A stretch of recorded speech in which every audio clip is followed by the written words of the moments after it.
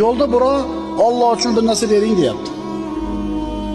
Allohning nomini o'rtaga qo'ygan uchun Ali roziyallohu anhu berdi. Chunki ishonchi aniqda Alloh uchun bersa qaytishi.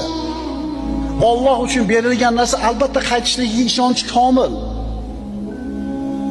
Biz ham iymonimiz komil, lekin bitta ona bo'lsa bermaslikda, to'g'rimi? Ikkita bo'lsa ham mayli, bittasini berib, bittasini olib qolardik. Bir dona ya. Yana qaytarib o'taman, yarim kilo bo'lganda mayli ikkitasini berish oson. Bir dona olib berdi. Uyga qaytib keldi, onasiz.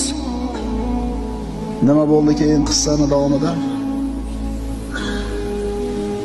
Qani ona Fotimani? Ona yo'q, biroz so'radi, berdim deb turdi, eshik taqilyapti. Ali ibn Abi Talib eshikni ochsa, bir odam qo'lida xolta bilan turibdi. Qancha vaqt o'tdi deysizlar? Abdurrahmon ibn Avf bersa ertalab, kech payt berar ekan Alloh. Ali ibn Abi Talibni bitta onori qancha muddatda qaytib keldingizlar? Haligi eshik tagida turgan odam bu dedi, xoltani ko'rsatib.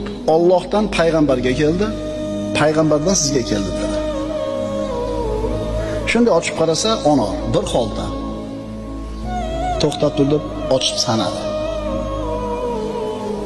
9 ta. Qancha deyilgan? 10 ta deyilgan. Robbisini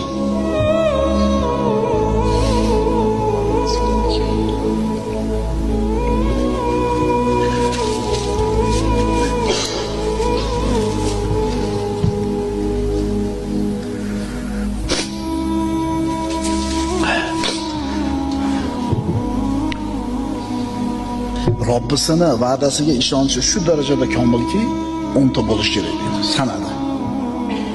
So'rayapti. Allohdan bu rostdan Allohdan payg'ambarga keldimi? Ha. Payg'ambardan menga keldimi? Ha. Unda 10 ta bo'lish kerak. Yonboshdan chiqarib berdi, sizni sinamoqchi edi.